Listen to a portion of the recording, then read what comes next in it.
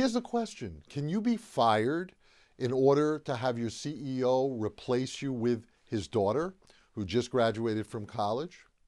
And can you be fired for fighting, getting in an argument with someone at work, and you're both shouting at each other, yet only you were fired, not the other person?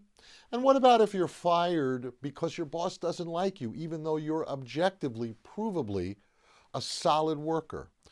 The answer to all three of those questions is, unfortunately, yes, it's all legal. You could be fired for being replaced by your CEO's daughter. Nepotism isn't illegal in the private sector in the United States.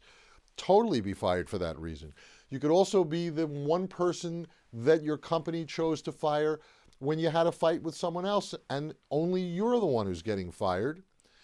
Bad luck. And if you're a great worker but your boss just doesn't like you, there's not a whole lot you could do about it unless, with any of these three examples, you could show discrimination. That you were fired and you're 55 and your boss's daughter who just graduated from college is 25. Age discrimination.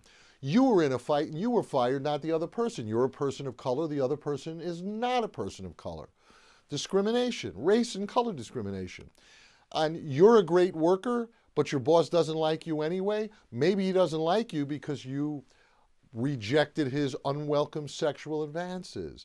That would be illegal. But without some specific illegal, discriminatory, or retaliatory reason, you can be fired at any time for any reason or no reason at all, unless you have either an individual or a collective contract, a union contract.